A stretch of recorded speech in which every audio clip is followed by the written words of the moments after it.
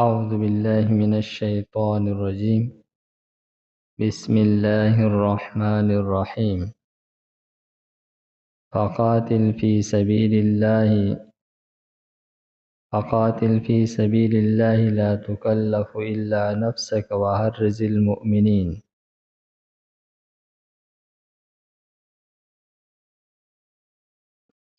مخکې آیتونو کې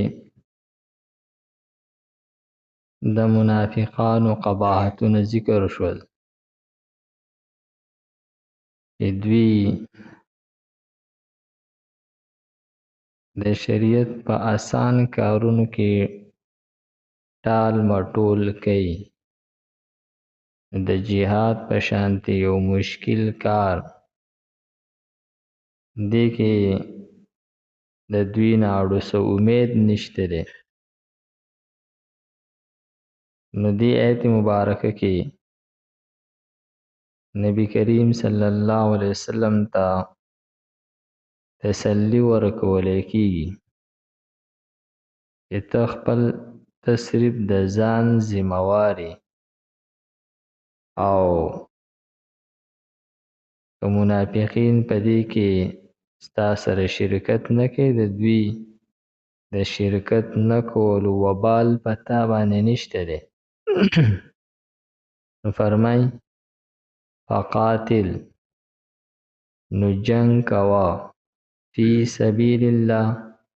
د الله تعالی په لار کې، لا تکلف الا نفسک، نه ذمہوار ته مگر د خپل ځان. د دوی د منافقینو د جهاد نه کولو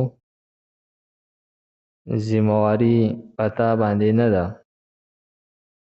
وحرد المؤمنین، البته ستا په ذمہواریانو کې ترغیب ورکول مؤمنانو ته د جهاد دپاره، دغه ترغیب ورکول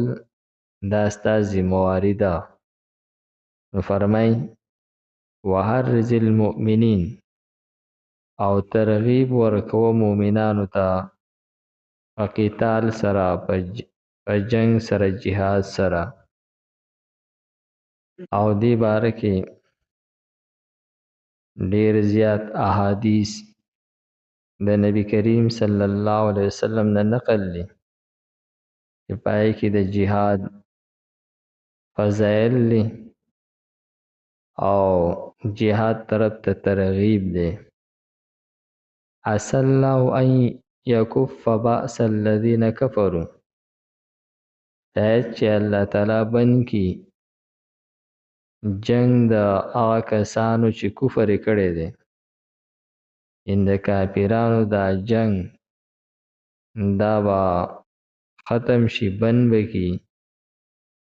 یعنی د دوی دا کمه غلبه ده او دوی د طرف نه چې کومه خطره ده دا به ختم شي. او دغه شانتي غزوه خندق په موقع باندې نبی کریم صلی الله علیه وسلم فرمایل چې تر اوسه پورې په مونږ باندې مشرکین حمله کولې، او د دې غزوه خندق نه پس وس په مشرکین حمله نه کوي، بلکې مونږ به حمله کوو او د مشرکینو هغه زور ختم شو. والله اشد بأسا، او الله تعالی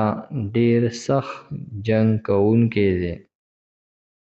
واشد تنکیلا، او ډیر سخت دی په سزا ورکولو کې. او دغه شانتو شوله چې نبی کریم صلی الله علیه وسلم په ټولو غزاګانو کې د الله تعالی نصرت باوجود د افرادو د کموالي نه، باوجود د ساز و سامان د نشتوالي نه، هغه مسلمانانو ته داسې فتح میلاو شوې ده او کافرانو ته بدترین شکست میلاو شوی دی او ډیر سخت دی په عذاب کې په سزا کې هغه دنیوي سزاګانې هم دي او په دې کې اخروی سزا د جهنم په صورت کې هغه ډیره سخته ده چې د هغې خیال په یو انساني عقل کې نشي راتللی وقاتل نو جنگ کوه فی سبیل الله په لار د الله کې لا تکلفو ذموار نه جوړ کړلی شوی تو الا مگر نفسکا د خپل ځان وحرز المؤمنین او ترغیب ورکوه مؤمنانو ته عسى الله شاید چې الله تعالی ان یکفا بن کی بأس الذین کفروا جنگ دا کسانو چې کفر کړي دي والله او الله تعالی چې دی اشد بأسا ډیر سخت دی په جنگ کې او اشد تنکیلا او ډیر سخت دی په سزا کې الحمد لله رب العالمين والعاقبة للمتقين والصلاة والسلام على خير خلقه محمد وآله وأصحابه أجمعين پروردگار موږ ته د قرآن پاک سمجھ بوجھ را نصیب کړي د مرګ نه مخکې د عمل کولو توفیق راکړي وصلى الله تعالى على خير خلقه محمد وآله وأصحابه أجمعين برحمتك يا أرحم الراحمين